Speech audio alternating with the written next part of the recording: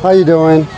Good, how you doing? I'm good, thank you. Good, I'm Norman Patterson. Courtney Grant, nice to meet you. What was your name? Norman Patterson? Norman, yes. Nice to meet you. Yep, from the Connecticut Foundation to Abolish Abortion. Okay. So I just want to make sure I'm on public property, public sidewalk. This is public property. This Yep. is public sidewalk. Yeah, I don't want to trespass for anything. Are you familiar with the location that you're in? You're Yes. familiar with that? It's a student. It's a high school. Yes. All girls high school. Yeah, that's one of the reasons. Okay. We're for the Connecticut Foundation to Abolish Abortion. Okay. So we're trying to educate people about the reality of what abortion is all about. Okay. So, you know, the young ladies asked me as they walked by, why would you come here? But I said, there's a group of many young lady students here that probably are being taught that this is fine, that these are not human beings. So I want to give them a counter perspective. Okay, I understand that aspect of it. The other aspect is that it is frightening students. We do have some very young students here who are frightened by your presence and are uncomfortable with this material just because they're not quite of that age yet. Yeah, it depends. A lot of times they're exposed to it very early, though. You know, that it's okay to, you know, take the life of offspring babies. Okay. So, yeah. So is this something that if I ask you to remove yourself from property, you would be willing to do? Or well, this is not your property. No, I'm going to be here for a while. How long's a while? What do you think, a couple hours? I don't know. Maybe so. Yeah. Okay. I'll see how it goes. Okay. Yeah, thank you. Thank You're you. very polite. Yep. What's your name? Courtney. Hey, Grant. Courtney. Yes. Thank you, Courtney. And they will be coming over here to push the crosswalk button. Yeah, that's fine. And I'll make sure my stuff is out of their way. Okay. You could, I mean, if you call the police, they're just going to say he's exercising freedom of speech. No, I understand I know that, my but rights. I feel like it was in no, I appreciate it. Yeah, absolutely. And I appreciate it, and I do understand that. Okay. And if they weren't being educated or indoctrinated from an early age, I wouldn't bother. But I know that a lot of them are being exposed to a lot of propaganda on the other side, so sometimes they're not exposed to the other. And if they're bright young ladies, as I think they are, I think they can handle it. All right. Thank you. Thank you, Courtney. Take care.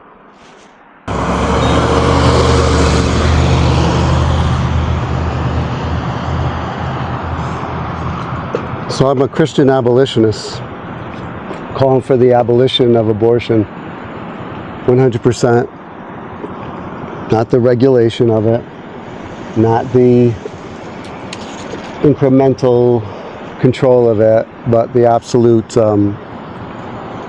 abolition of it. And it's a different concept. I'm not going to bite anybody. I'll have reasonable conversations. They're minors. What's that? They're minors. Yeah, minors get abortions, sir. Sadly. So the fact that they do. How you doing? I'm from the Connecticut Foundation to Abolish Abortion. Just engaging students with a different perspective than a lot of times that they get in their classes or in the media. And that is, we believe that babies in the womb are actually human beings that deserve equal protection and equal justice under the law. Thank you. Hey, how you doing? Good.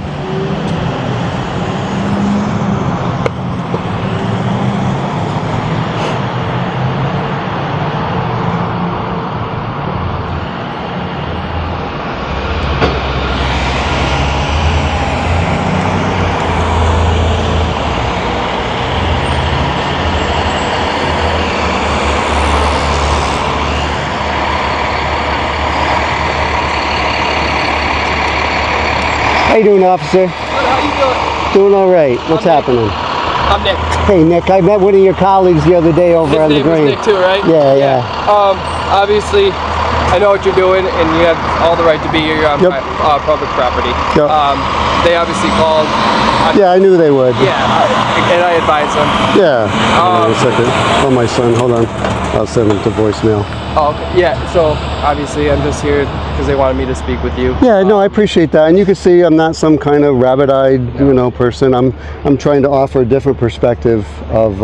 and that's kind of what I explained to them, that it's a First Amendment right. That, it's a good civics lesson for them. Yeah, and their only concern is that the in this time, what this brings to their administration minds with Miss Porter's. Yeah, because they don't give a differing view, and that's the beauty of the First Amendment. And that's kind of what I'm explaining to them. Yeah. And they were asking about the harassment side of it. No, and nobody's you're not- harassing. And that's what I said. You're not harassing anyone. Yeah. You're expressing your First Amendment right. And obviously, I'm just gonna ask you to be cordial Of course. to girls. Yeah, I'm a Christian. Yep. Yeah, I'm very cordial, and hopefully they'll be comfortable enough to engage in kind of dialogue and see if they're able to do that. I talk to them when they go by, but nothing harassing, of course. I completely understand where you're coming from. Yeah. And again, I told them like I don't need to go talk to him because he doesn't have to talk to me. Yeah. But yeah, they could see that. We're talking again. They want.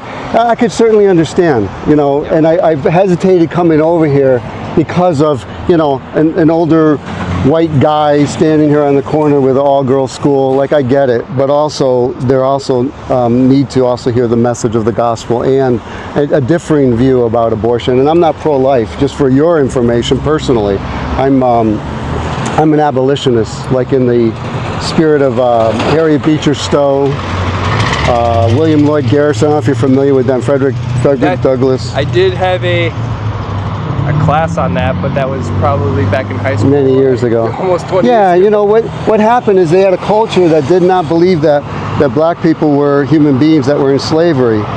And so the abolitionists had to stand in street corners like this and places like this to educate people that these are indeed human beings made in the image of God. I'm going to pause you in one second. Yeah, no worries.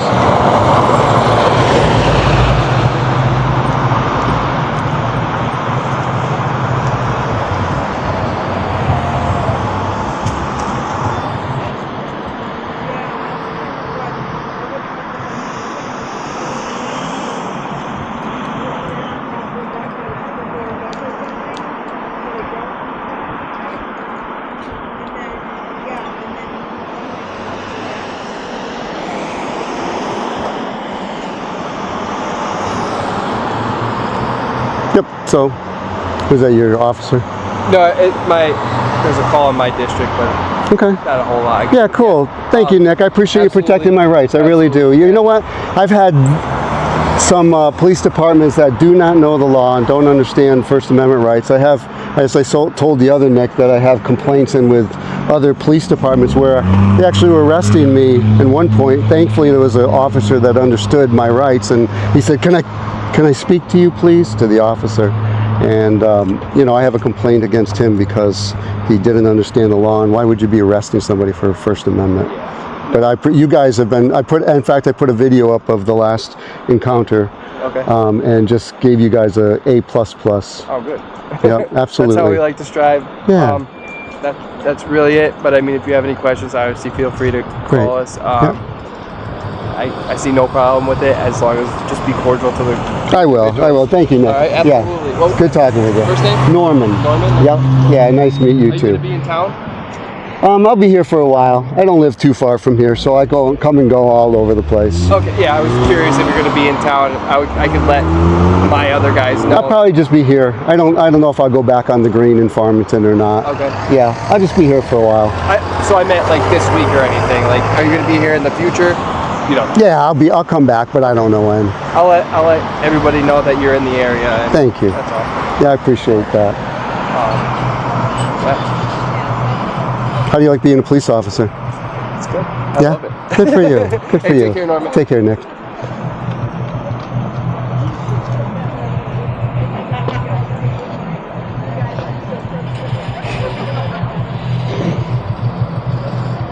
So this is the buzz. They wonder what's going on.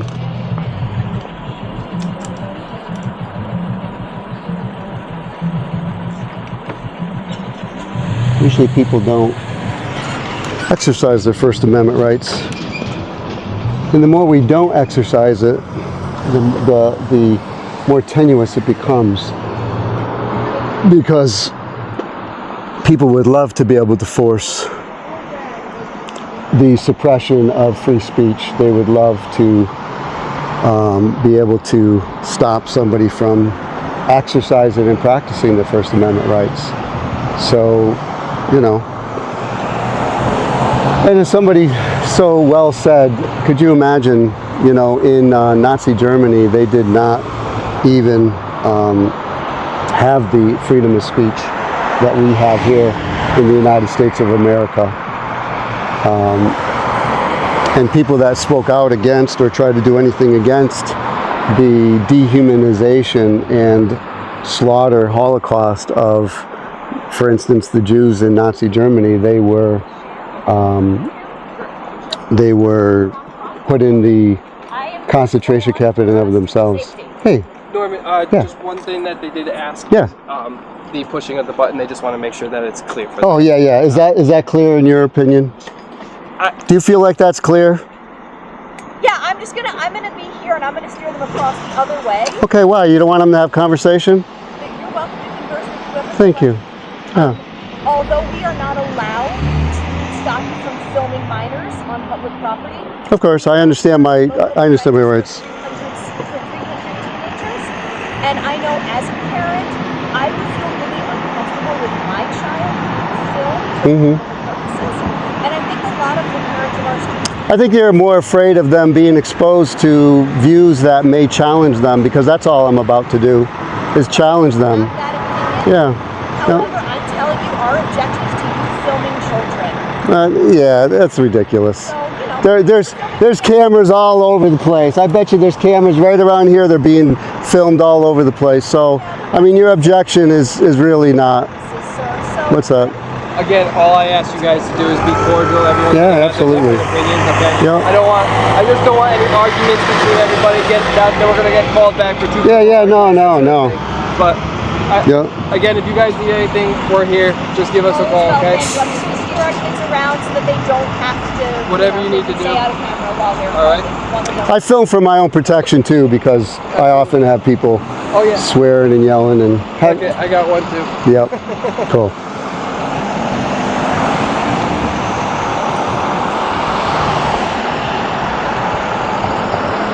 That's all. I just want everyone to be cordial today. Yeah, absolutely. I don't bark or bite. I know you don't. I know you don't. It's amazing how the First Amendment stirs everything up. It does. It does. Yep. Take care of you. Yeah, take care, officer. Appreciate it.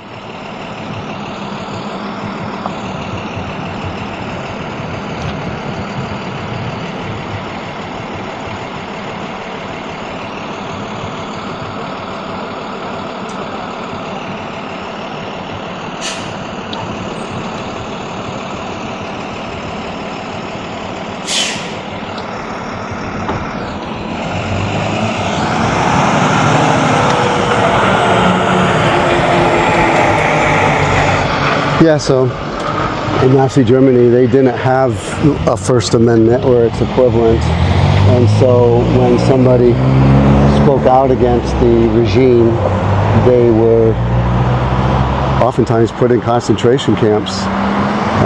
They did not have the blessing of God's blessing that we have here in the United States. But I wonder. I mean, it is pretty entrenched in our society, in the police department. There are many people, even in the Justice Department, that I think, God bless you, that would protect each citizen's right to First Amendment, freedom of speech. But here in the United States, most people don't. Imagine that we have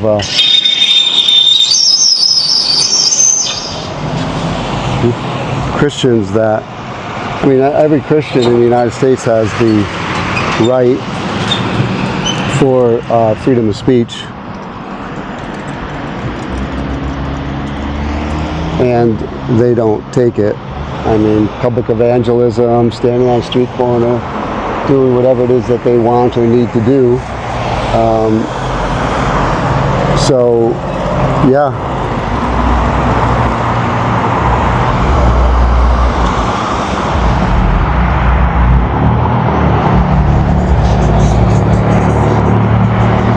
So I have a question for you.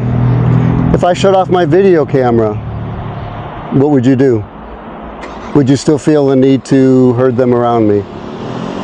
I would encourage anything blocking my students from the crosswalk to I'm sorry, what's that? I would encourage my students to avoid anything that's blocking them from the crosswalk. Well, I'm not certainly blocking them. Feet down, I would go inside. What's that? Yeah, and I'm not blocking anything. The police officer verified that. But my question is, if I say I agree to not videotape, are you still going to herd them away from me? You know, that's up to them. I'm not going to prevent them from speaking to you. I'm going to tell them that we suspended I know. the school rule about the crosswalk. Okay. They're not allowed to cross here, but they are permitted to do so. If They're not allowed to come this way? they are allowed to. Oh, okay. So choose. So, you said that you're here to herd them away because of being filmed and being a parent and so forth. I got 5 kids, so I get it. But if I agree to not film and just have conversations, would you still feel the need to herd them away from me? As I've said, sir, one of our rules is that they must cross the crosswalk, and we can agree that while they can make the decision to have a conversation, or not, they are permitted to cross further up the road. Okay. Today, they don't do that without my informing them. Okay, so you're not here because of the concern about filming, really. You're here because of the suppression of trying to have your students. I've been a teacher, so I understand. And an institution like this, if you're afraid of your students being able to articulate dialogue or whatever, that's not really a very good education, is it? They're welcome to speak as much as they want. Yeah, but when the authorities come and say, stay away from him, that's very biased. I said, sir, I didn't. You are trying to engage in a fight. No, I'm not. I was asking you a question. I'm not engaging you in a fight at all. It's a reasonable question.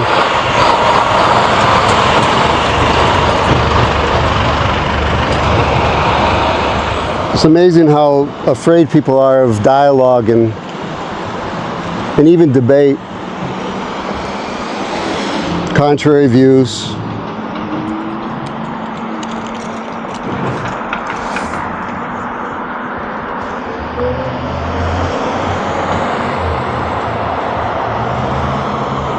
Yeah, so, really the issue is not that she said that the reason she's going to herd them in a different way is not because, well, she said it was because they're worried about minors being filmed, and I do film for many reasons, which I'm not going to get into now, but I asked her if I agreed to stop filming if they would not herd the people away from me, and of course, she avoided the question.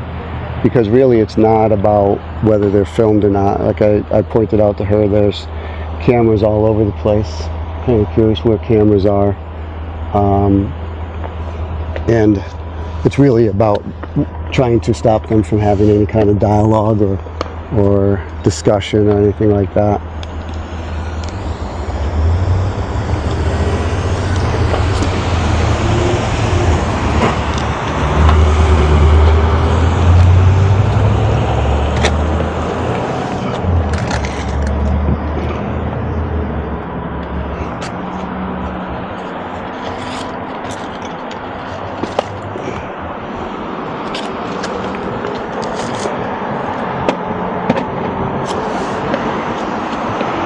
So, it creates, it's a form of agitation is what the early abolitionists would do with an indifferent population, indifferent church, indifferent government, and then, people, there's just so much indifference that it's good to agitate a little bit.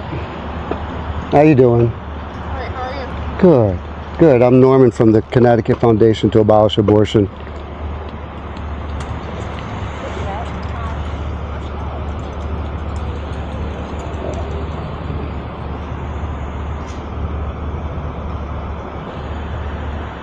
So we'll see. We'll see, whether they have the ability to engage, have a reasonable dialogue. How you doing, sir? What do you think? Equal rights for all people? Do you have an opinion? Can you articulate it? I guess not. You seem to be an intelligent man. I'd be interested to enter into a dialogue with you, a civil dialogue. you not able? Certainly not willing. I think you're afraid that if you are pro child slaughter, that you wouldn't be able to defend the position, and that's all. I'm just trying, like the abolitionists of old. I'm an abolitionist. Harriet Beecher Stowe, William Lloyd Garrison. Well, abolition has risen again, and we are about abolishing a great evil. Just like slavery was a great evil, so abortion is a great evil. Thanks for the pleasant dialogue.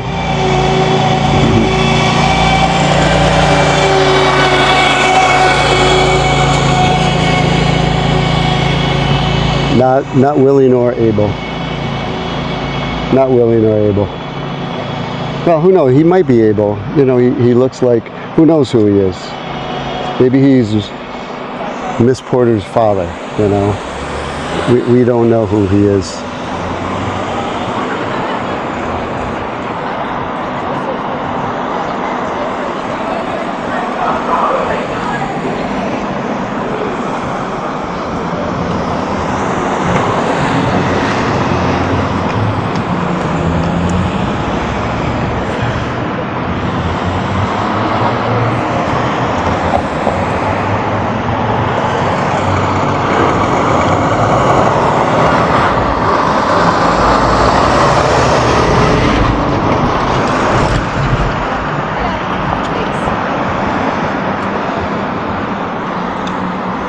Do you have any questions?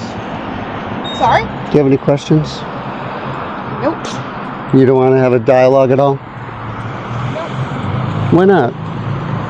I'm a reasonable person. What's that weird smell? I think we're grilling something for tonight. I'm not sure. It's sad how people are not able to dialogue in civil conversation. Just crossing the street. I know, but what do you think? Do you think that abortion is murder of children? I don't know what that has to do with me crossing the street. It doesn't have anything to do with it. It has to do with the question. It's a reasonable question.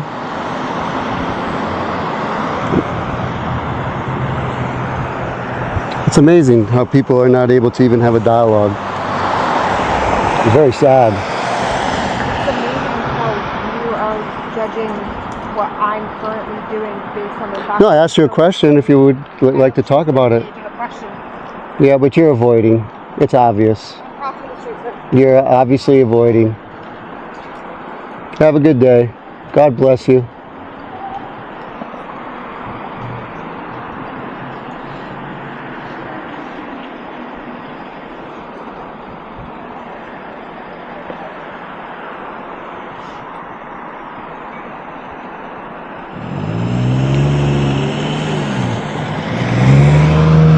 So, you know, in regimes, Stalinism, Maoism, Nazism, they did not allow for freedom of speech. And under Stalin and his cronies, if you disagreed with the present regime, you would be thrown into the gulag. Ask Alexander Solzhenitsyn. Alexander Solzhenitsyn, who's a Nobel Prize winner for literature, gave an amazing speech at Harvard in 1978. He gave it in Russian. He doesn't speak English, and there's an incredible translation of it while he's speaking. It's an incredible speech, and basically what he says is that the West has gone soft.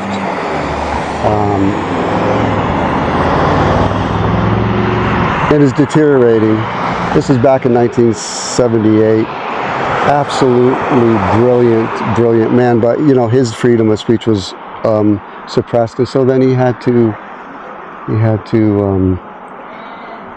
was exiled, if I'm not mistaken.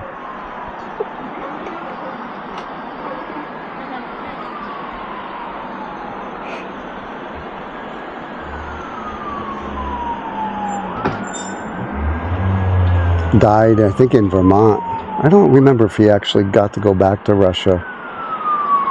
But yeah, there was suppression of free speech. We do it in the United States of America like this.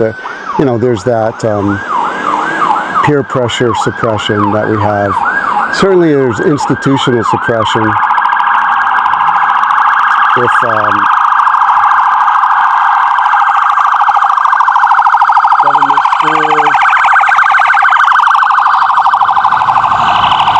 government schools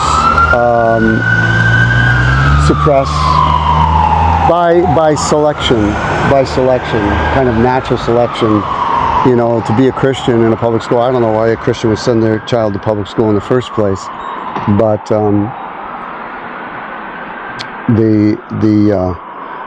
it's by just indoctrinating them right from the very beginning, from an early age, and you know, not allowing to think for themselves, and the kids are just, you know, raised on whatever TV shows they're raised on now, movies, video games.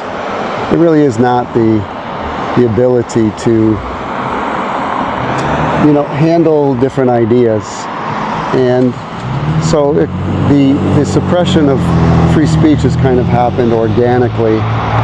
Well, not organically in the sense that it just would happen. And again, it does take the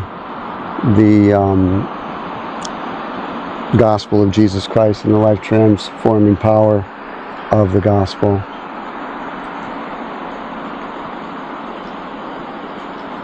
How you doing, sir? Are you ready to have a discussion or no?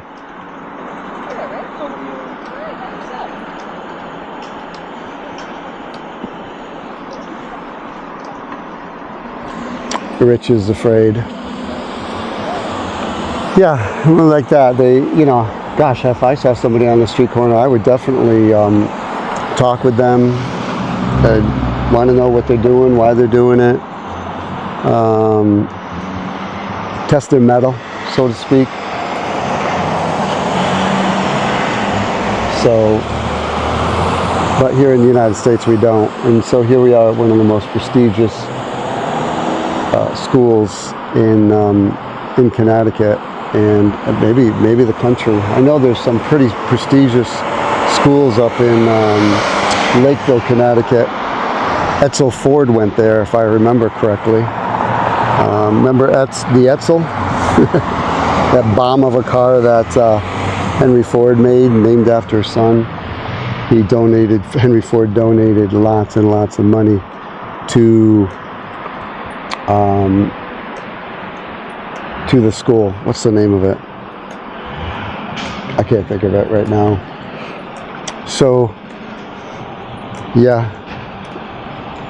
But they certainly, I'm sure. I mean, even if I was teaching at the master school and I was teaching the students abolitionism, I suspect that the administration would have had a problem with it. Certainly the parents. I certainly got myself into various forms of trouble, not because I said anything that was horrific or anything, but because I said something that was outside of the norm, so to speak. Part of what I hated to see as the chaplain and as a teacher is the indifference of students towards learning. And so I turned the tables on the students. They would sit there with their arms crossed and like, how dare you teach me? Who do you think you are? I ain't gonna learn from you. And so I started questioning them and what they believed, what they thought. And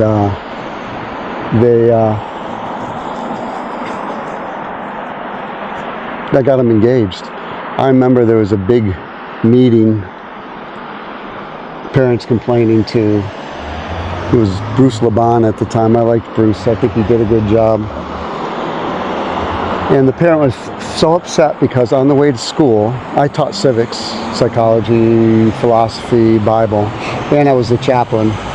But she was so upset, the parents were so upset because on the way to school, the students argued and fought and about politics, about what they thought. I mean, there was a big, huge baloo, not fight, but discussion, heated maybe at different times.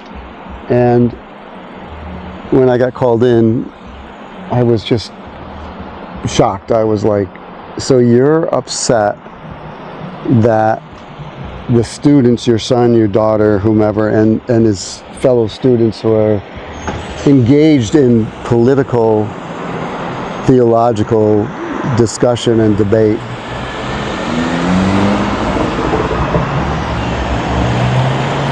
And I thought, well, I actually did do my job as an educator, because I wanted them to not just be indifferent. I wanted them to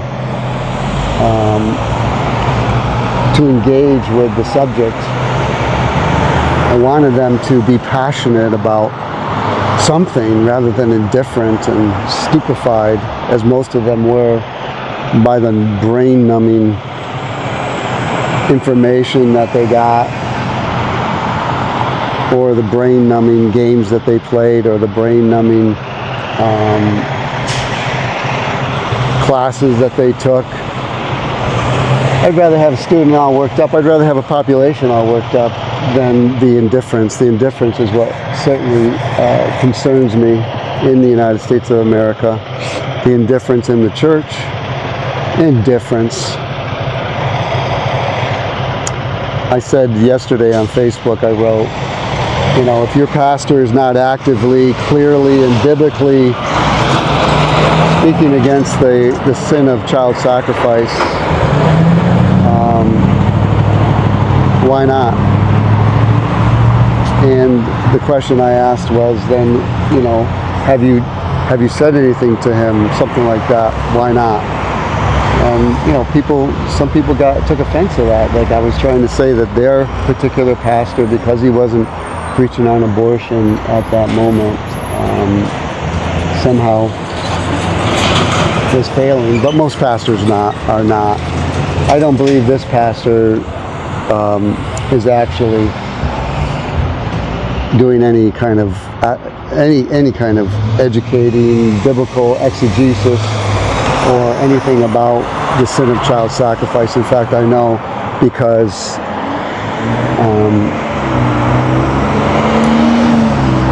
her son has lamented with me about the fact that there's people in the congregation that are pro-choice, supposed Christians. There are people in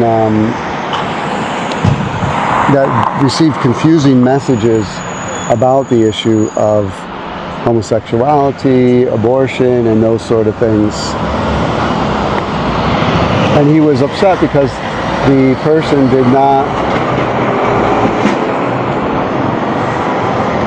I don't bite. I'll have a discussion with you, a reasonable discussion if you want. Intellectual discussion. Maybe challenge your ideas.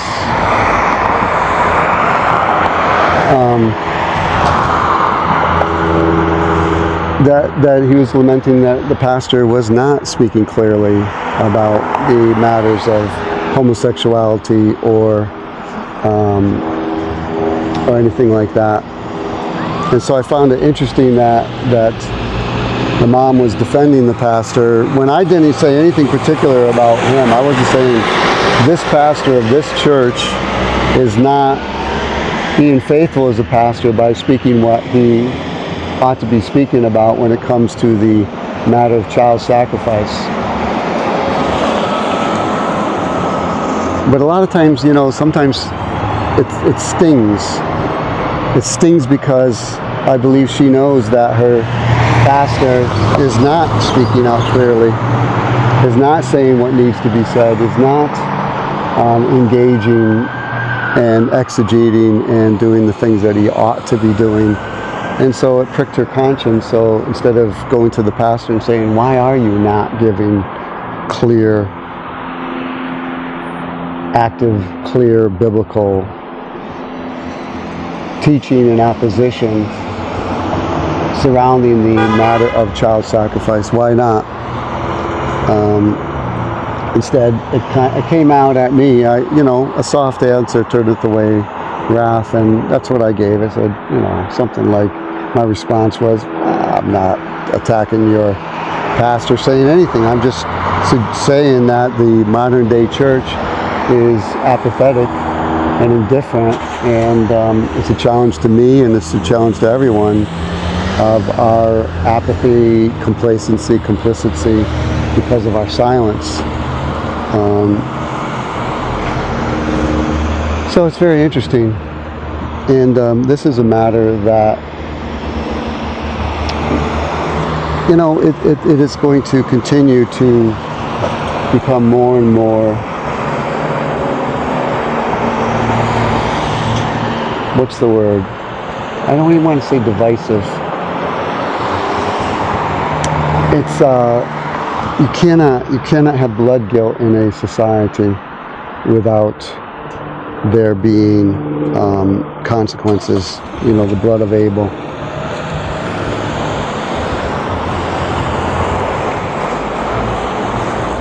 Cries out from the ground. You can press further up if you like.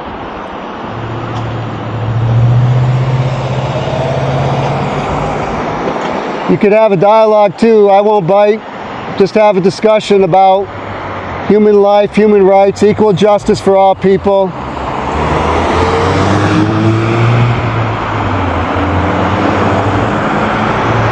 Wondering if Miss Porter's actually prepares you to be able to dialogue about something, maybe a different view.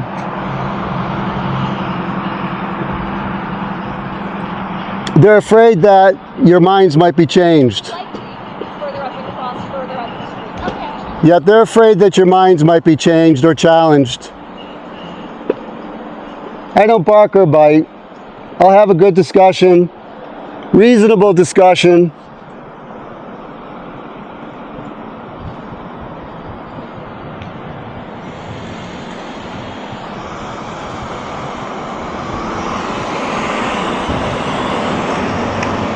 And if I were a teacher, I would say, go talk to him. That's what I would do as a teacher. I taught philosophy, I taught psychology, I taught civics, and I would say to the students, dialogue. Let's see how you do. Rather than this, I mean, this is obviously, you know, a form of cowardice, because I'm a reasonable person, but I will have a theological, philosophical discussion. I'm not shouting. I projected my voice. And again, I've given them an invitation. An invitation, sir, is not a summons. No, it's an invitation. I find it interesting that you're even afraid to have a dialogue about it. Doesn't say much about Miss Porter's school. If you want to prepare leaders, they should be able to engage, articulate.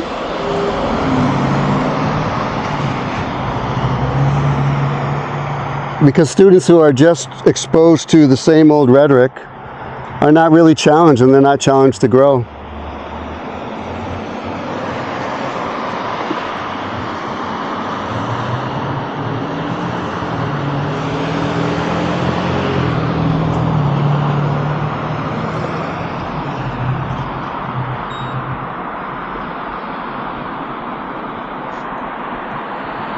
So you're a teacher here?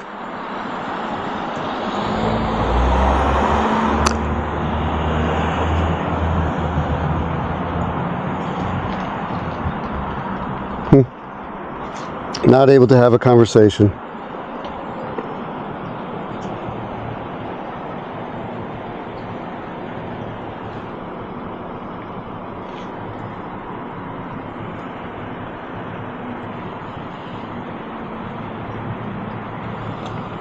I'll be back though, you know, just because, you know, you could give them instructions, but maybe there are some young women here that actually have an intellectual backbone that would want to engage in a, you know, a spirited intellectual discussion about a very important matter. Gee, I mean, Miss Porter's can actually invite me. I'd be glad to speak. I'd be glad to debate one of the teachers. Wouldn't that be something? Human dialogue.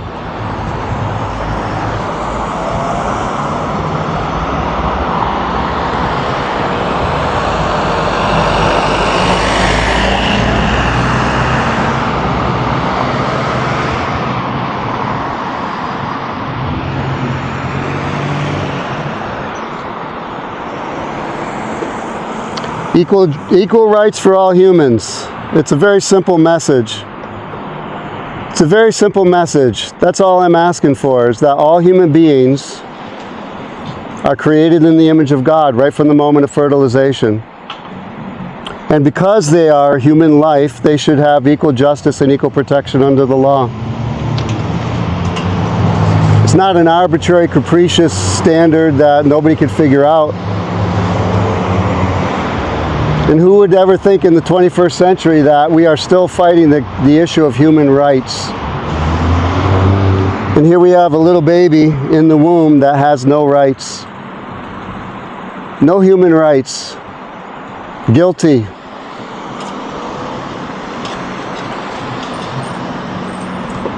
Good afternoon, how you doing? What do you think? Do you think abortion is murder?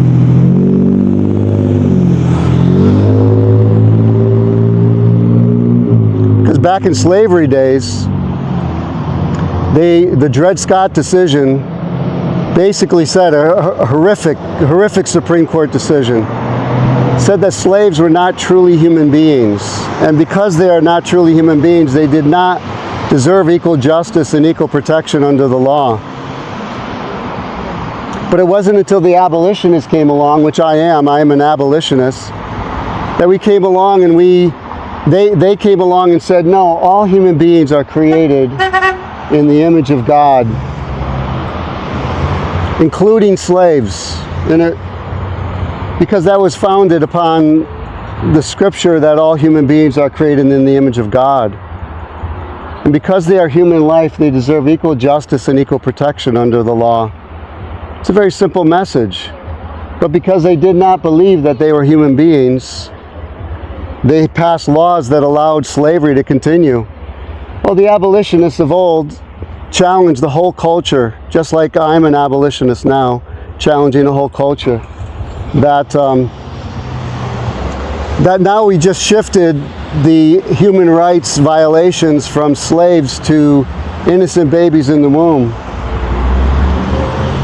So now we have a arbitrary and very capricious standard that human beings in the womb, well, they're not human beings is what the Supreme Court would have you say. Certainly the state of Connecticut, they don't believe that little babies in the womb are actually human beings that deserve equal protection and equal justice under the law. So just like the abolitionists of old, where they stood up based upon the Word of God that all human beings are made in the image of God, that man stealing and owning another human being is against God's law. It was an injustice, and so modern abolitionists have come forward and said that the little innocent babies in the womb should have equal protection and equal justice under the law.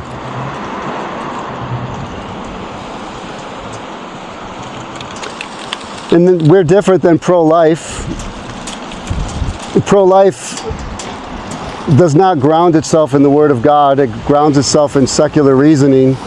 They think that education is going to stop abortion. Plus they're incrementalists, if you know what the word incremental means. Incrementalism is the gradual,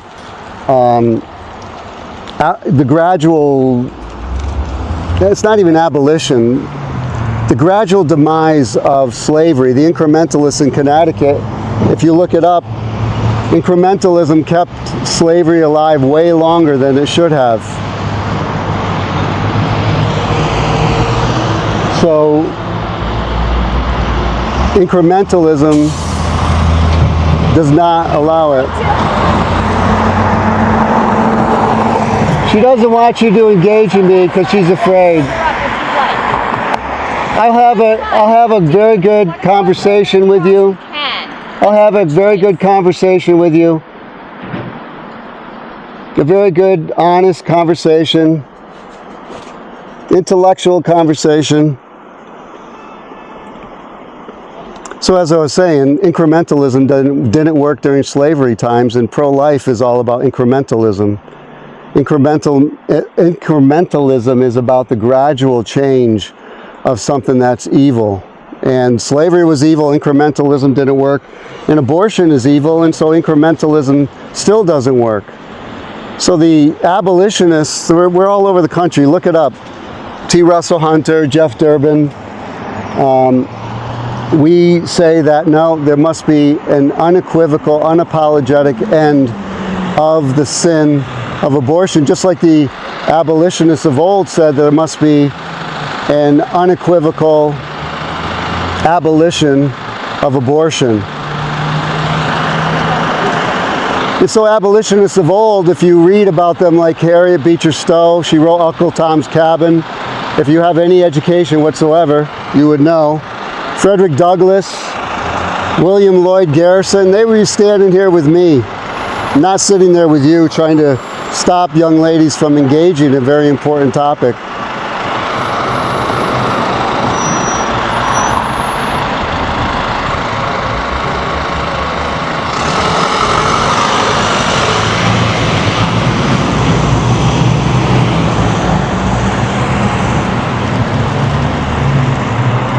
And so I go around different places. I go to Central, was at the Village Green here, went to West Hartford yesterday, go to Central Connecticut. I go all over Connecticut.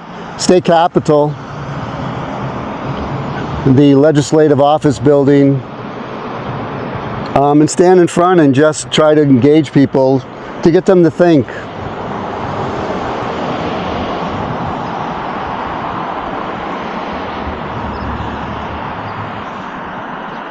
And it's very sad. I could see that the school, I guess if you're a representative of the school, you are afraid. I mean, you could see, I'm talking to you, I understand that, and you're trying to ignore me.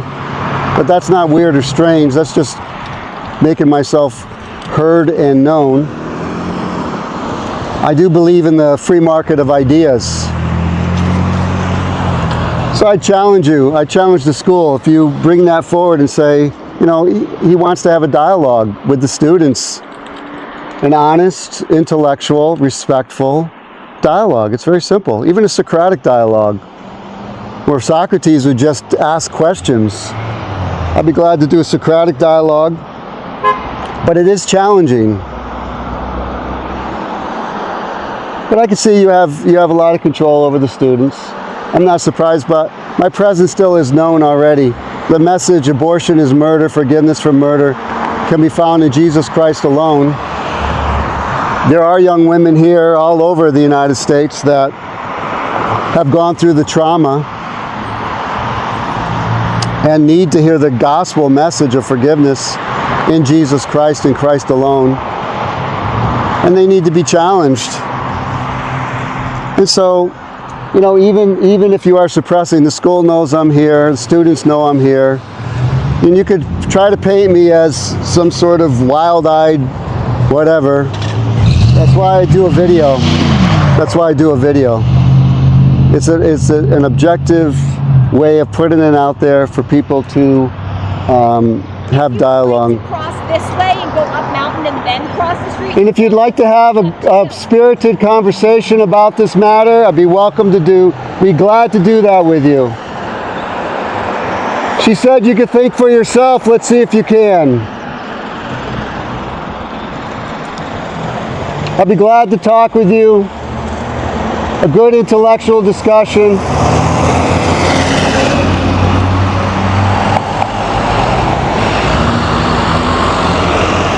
Maybe give you a perspective you've not heard before.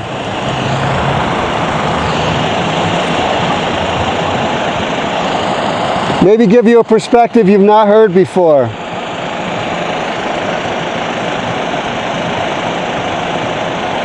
Hey, the administration does not want you to engage with somebody that might give you information or think in a different way than they want. So that's why they're putting that there. It doesn't discourage me. In fact, it just proves my point. Hey, let's see if you can think for yourselves. That's good control. You got good control over the students. I'm impressed. Obviously, your administration is fearful, but I'll be back. It doesn't discourage me in the least. It'll get you all talking. It'll get the students talking. And you could try to focus it on, oh, that guy's crazy. I'm not. I have a master's degree. Very reasonable. And I'm talking to you in a very kind and reasonable way. How you doing? Hi. How you doing? I'm doing well. Keep you busy on that card, huh? Oh, yeah. Keep you busy too. Yeah. Yeah. Kind of No, she won't let the students talk to me. well, good. Yeah. Why do you say that's good? Because there's a lot of other things to worry about. You see, Well, then the biggest Holocaust that there ever was. If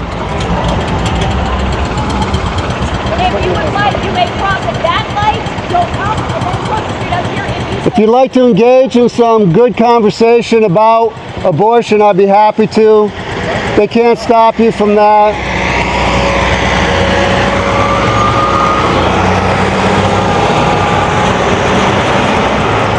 Be glad to engage in respectful dialogue about the issue of abortion.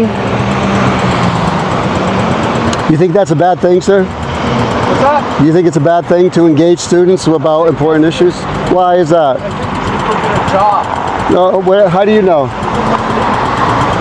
Sorry, you. I make more money than you do, sir, so I don't have to drive around in the golf cart. Sorry to say. So I actually do have a job. So if you're willing, I'd be glad to enter into dialogue with you. You don't need to be afraid. I will have a respectful conversation. I will have a respectful conversation about the matter of killing innocent human beings. Equal justice and equal protection for all human beings under the law. It's a simple message.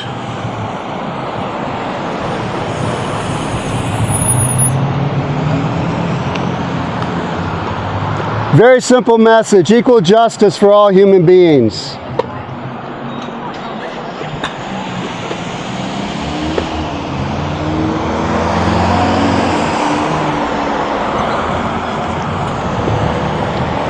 Hey, do you have any students that actually can engage in a dialogue? She wants you not to talk to me, but I'll have a respectful, honest conversation. They can't stop you from having a conversation.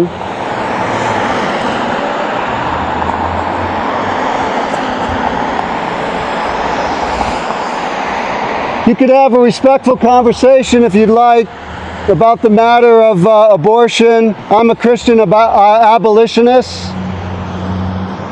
Be glad to talk. If you got any students that actually could hold their own, can have a respectful dialogue, I'd be glad to have a respectful dialogue. But your administration is afraid that you might hear some ideas that are contrary to what they indoctrinate you with.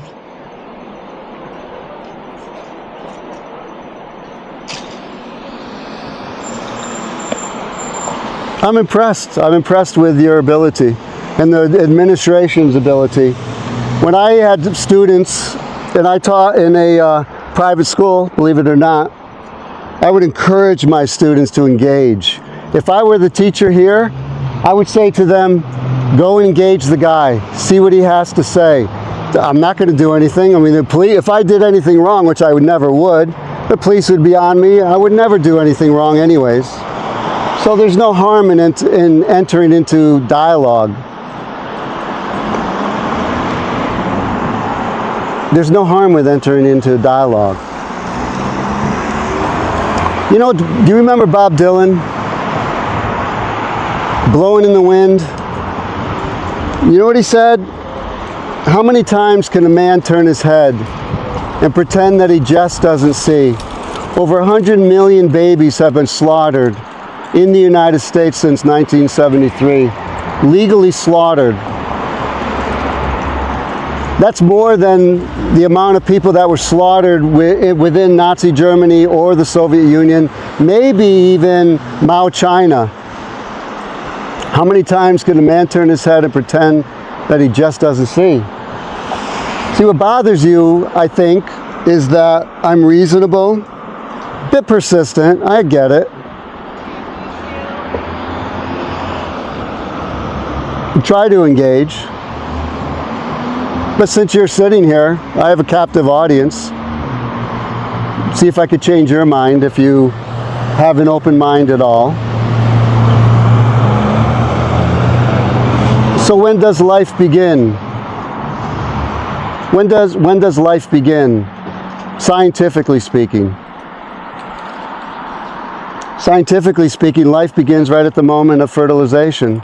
We have a single cell that's alive, correct?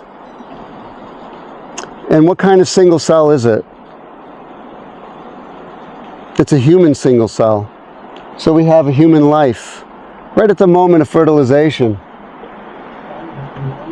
But that single cell human life does not have the same equal protections and justice that you and I have. And I think that's a travesty of justice. And that's why my sign says equal rights for all humans. See that? Equal rights for all humans. That's all I'm asking for, equal rights for all humans. Don't worry, I was a philosophy teacher in a private school. I don't bite. Have dialogue with students. It's not too hard.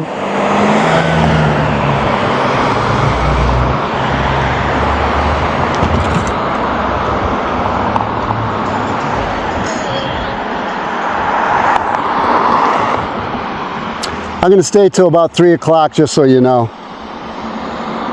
And then you could go back in.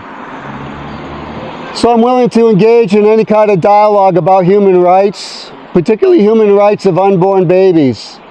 You know, the administration can't stop you from talking to me.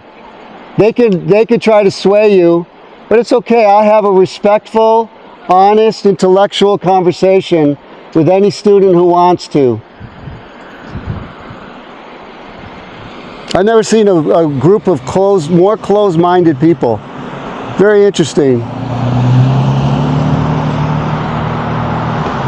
Very closed-minded. Very interesting. Was it Alan Bloom that wrote the book, The Closing of the American Mind? It's a good book. You ought to look it up. And this is the result.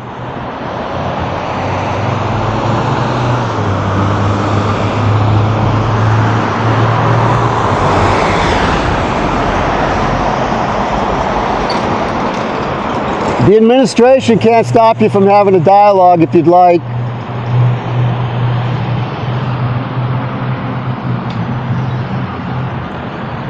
Good intellectual conversation about a very important matter. Equal justice for all people.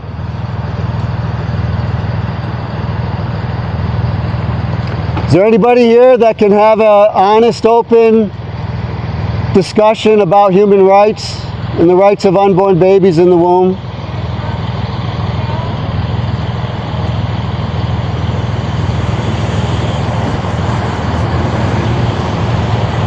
What do you think?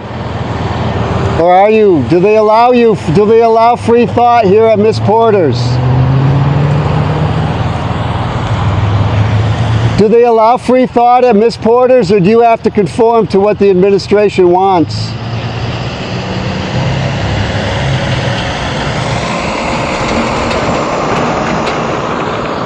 Just for the record, I totally anticipated this happening, but it still raises the question about equal justice and equal protection under the law.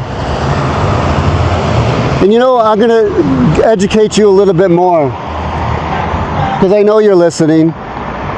The abolitionists of old would do what's called agitation. Look it up. William Lloyd Garrison, Frederick Douglass, other abolitionists would agitate, and the reason they would agitate is because there was a population of indifference and complacency, and by the silence, complicity of a very great evil, which was slavery. But we have the same evil right now in the United States, so part of my role is to agitate.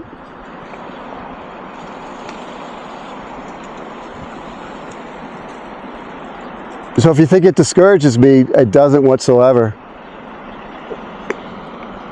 Did you go here? God bless you, sir.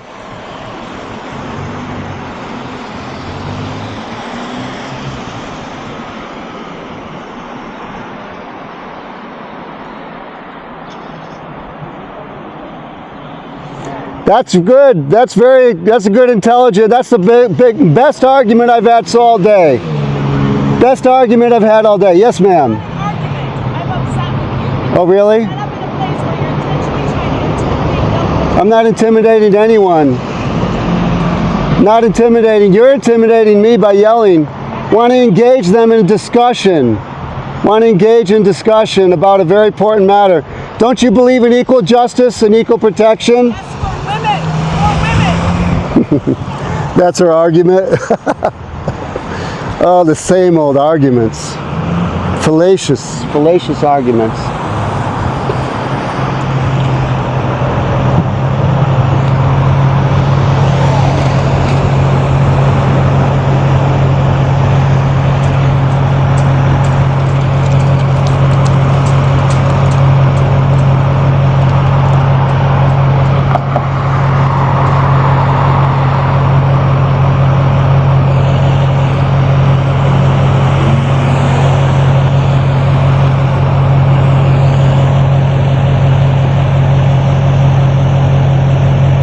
Yeah, I'll be leaving in a few minutes. You can take down the cones.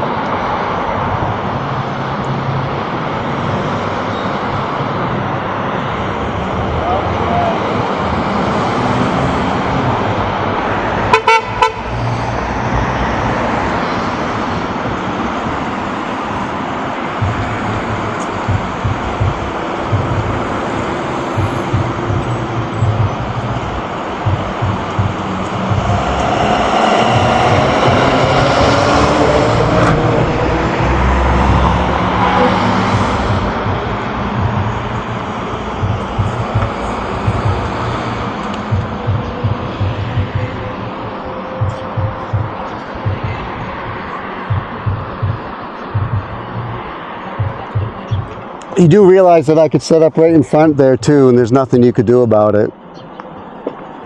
Absolutely. That is within your realm of your I know. education of and exercising of your speech. So what do you oppose? Honestly, why are you upset with me being here, or why would you not allow students or persuade? Single person. Yeah, you have. I mean, look at the cones. I mean, it's screaming, stay away, don't have a discussion. I said if you'd like to cross further down, you are permitted. No, but we've put cones there, obviously, which says forbidden to go by. An important thing to learn, sir, is that not everybody gets the conversation. No, they don't. Absolutely not. Absolutely not. But also that your influence over young women's minds to not allow them to give the persuasion from the administration of not being able to dialogue about something that's very important is very powerful.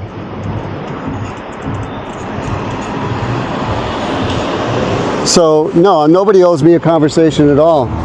And I know you'd like probably to paint me as some weirdo. I'm not at all. I just feel very passionately about this subject.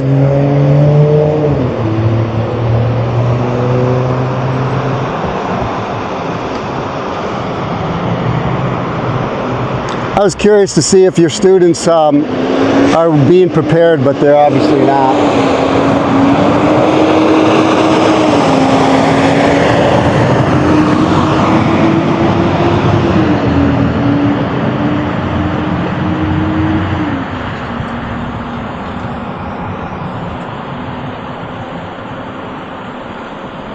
Be glad to enter in a dialogue if anybody wanted to talk about the issue of abortion. I'm an abolitionist, just like the abolitionists of old.